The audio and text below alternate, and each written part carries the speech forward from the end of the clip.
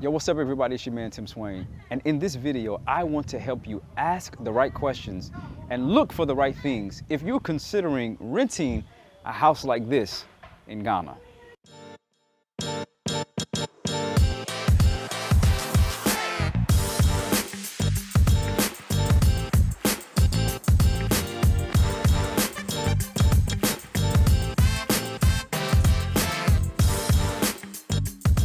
So, as I said, this video is going to help you ask the right things to your landlord or your real estate agent, or look for the right things if you're considering renting a home in Ghana.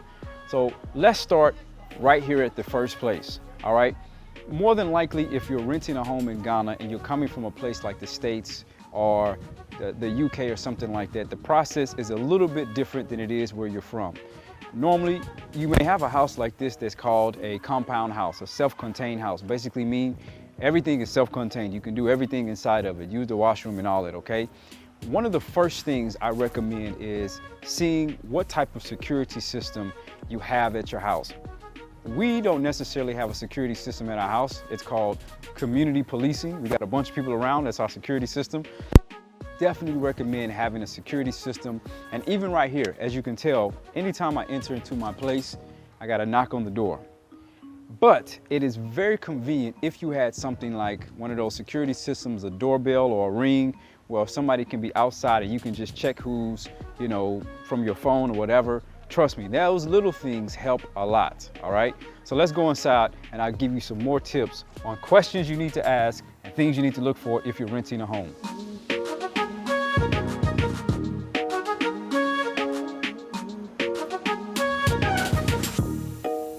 So this would be inside maybe a typical home. This is called a compound house. The other thing I want you to consider is where your ECG meter is. The ECG stands for your Electricity Company of Ghana. And as you can see, this is basically a meter. Don't ask me about these wires that's hanging out. I don't know. But on that other video when I talked about how to pay your utility bills, this is actually the ECG meter where you will find your number, right? So if you don't have a bill or something like that where you can, identify your home, every meter like this has a number on it. You can snap a picture of that number, which is what I did, take it right to the ECG.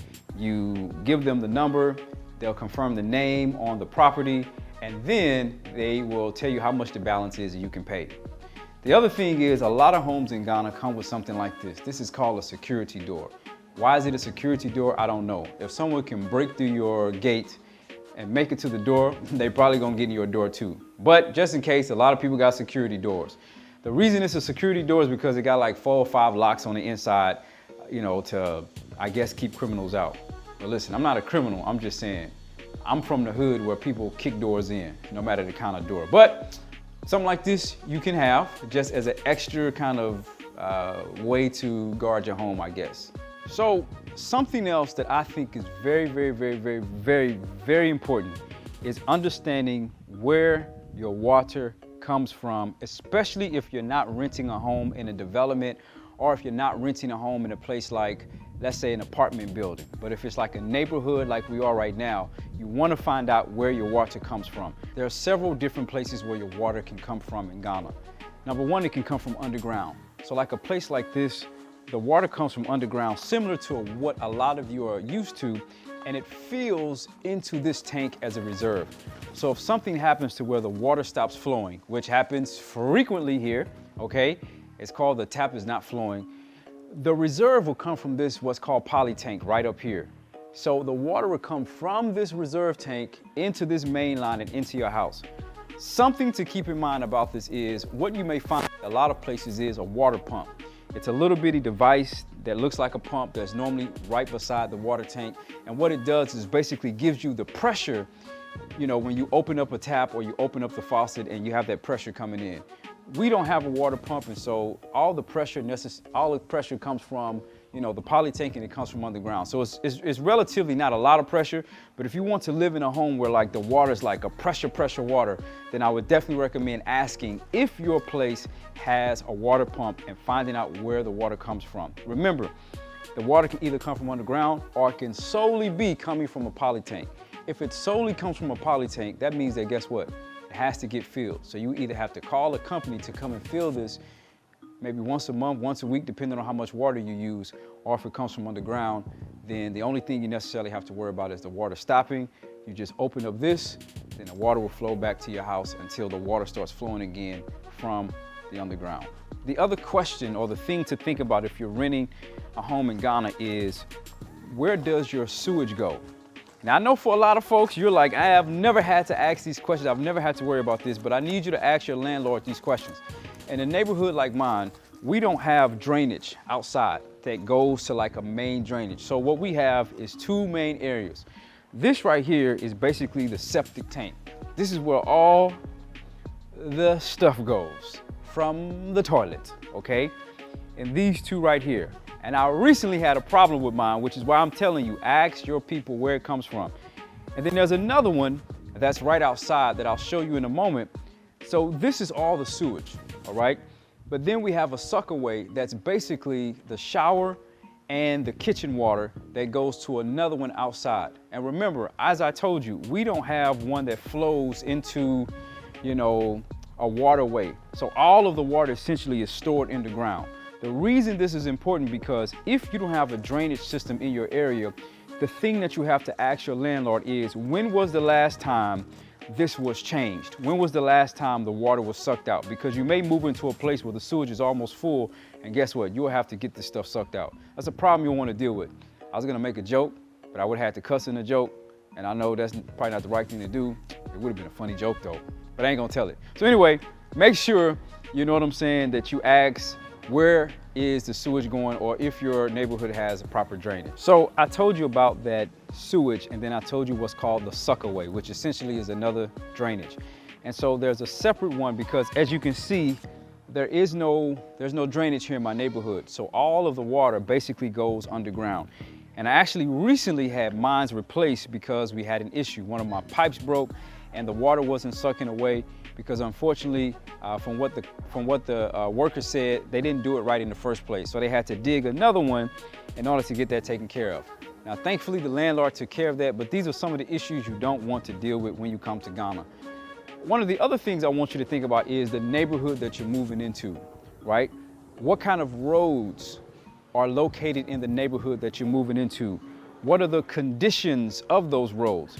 One of the most important things to keep in mind is, what do those roads look like in the rainy season? That's when you really can tell how good or how bad your roads are. Something else is, what kind of environment is it when you are in your place at nighttime, around holiday times? Is it very loud? Is there churches around you? Because if there are, it's going to be a very loud neighborhood.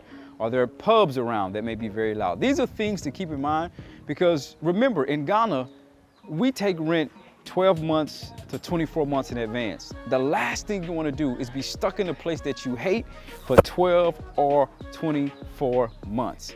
Trust me, it is a bad experience. You don't want to do that.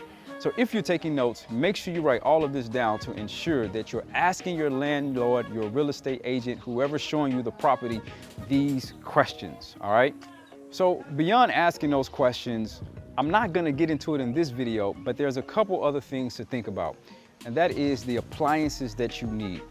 There are some main appliances that I highly recommend, okay? The first thing is, if you are considering doing business from home or working from home, you absolutely, positively, if you don't remember nothing else from this video, write this down. You need an alternative source of energy. The light off here, or the doomsday, or the power outages are ridiculous. Let me give you an example. Last month was March, and March alone, my lights went off about 25 times in 1 month, sometimes 3 or 4 times in a day. So imagine working from home and not having an alternative energy source to back you up. So there's a couple different ways to do it. There is a generator, there's like inverter batteries, and then there's solar. I personally recommend something like solar or an inverter battery system, because the generator oftentimes is very loud and the fuel cost is a lot. So just look into those options. Another appliance that I would highly recommend is your step downs, or basically your extension cords, where you don't plug your stuff directly into the outlets, but you plug it into an extension cord, so that when you have the light that goes off and things like that, it doesn't cause power surges and your laptop or something like that fails. One of the other appliances I highly recommend, listen to me, very important, and I just found this out, is a voltage regulator and a fridge guard. A voltage regulator is like, let's say you have a refrigerator and a water machine plugged into the same outlet. But with the voltage regulator, it's gonna make sure that when you have those power outages, the voltage is always at the same level so it doesn't burn out your appliances. I recently had that happen. That's why I'm telling you to buy these things, a voltage regulator and a fridge guard. And last but not least, just some of the normal appliances that you may need to make sure that you have the type of life that is comfortable for you. So this is a very short video and just a couple quick questions to ask your landlord or ask your real estate agent when you're trying to rent a home like this in Ghana. So I hope this was helpful. I sincerely appreciate your support. If you like this video, make sure you subscribe. Make sure you like the video. Until next time, peace.